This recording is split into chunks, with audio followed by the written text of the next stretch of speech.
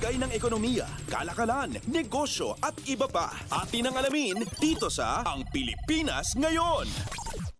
Magandang araw. Narito na po ang balitang negosyo at kalakalan. Ilang mga hakbang ang ipatutupad ng Department of Finance o DOF upang maibsan ang hirap na dinadala ng ilan sa mga biktima ng Bagyong Christine.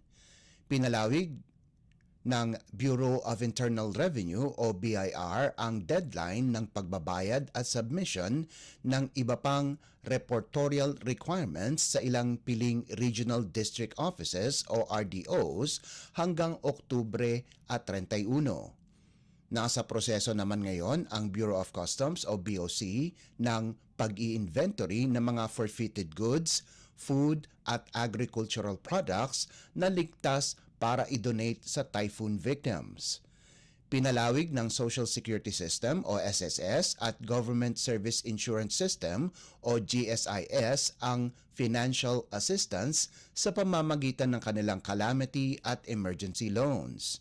Habang ang Land Bank of the Philippines o Land Bank naman ay mag-aalok ng salary loans para sa mga empleyado ng gobyerno at pribadong kumpanya na may Land Bank payrolls.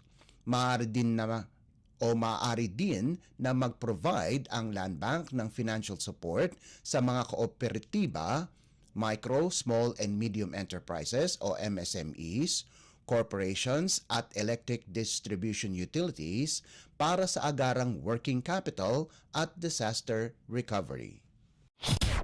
Lagay ng ekonomiya, kalakalan, negosyo at iba pa. Atin ang alamin dito sa Ang Pilipinas Ngayon.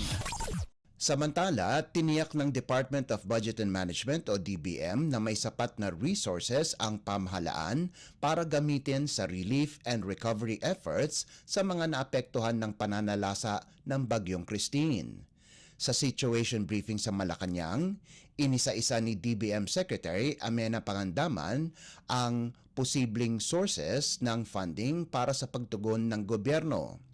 Kabilang dito ang Quick Response Fund o QRF, augmentation at ang mga unutilized QRF na ngayon ay nasa mga ahensya na ng gobyerno. Ang funding sources mula sa Local Disaster Risk Reduction and Management Fund ay maaari ding magamit para suportahan ang disaster risk management activities. Lagay ng ekonomiya, kalakalan, negosyo at iba pa. Atin ang alamin dito sa Ang Pilipinas Ngayon.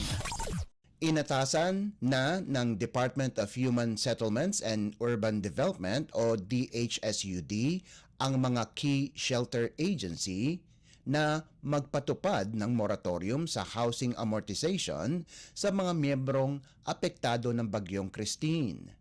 Ginawa ito ng DHSUD bilang pagtalima sa direktiba ni Pangulong Ferdinand R. Marcos Jr. na magpaabot ng anumang tulong sa mga sinalanta ng bagyo.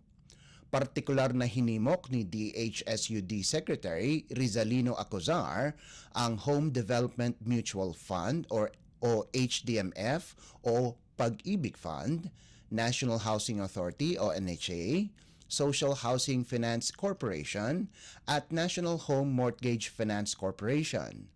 Nakikipagtulungan rin ang DHSUD sa Local Government Units o LGUs para sa mabilis na pagproseso sa mga pamilyang magiging kwalipikado sa Integrated Disaster Shelter Assistance Program o IDSAP ng departamento. Bukod dito, ang pag-activate sa lahat ng shelter clusters sa mga apektadong lugar para sa maayos na validation ng listahan ng IDSAP mula sa mga LGU. Sa ilalim ng IDSAP, magbibigay ng DHSUD o magbibigay ang DHSUD ng 30,000 piso ang conditional cash assistance sa mga pamilya na may totally damaged na bahay habang 10,000 naman para sa mga partially damaged houses. Lagay ng ekonomiya, kalakalan, negosyo at iba pa. Atin ang alamin dito sa Ang Pilipinas Ngayon.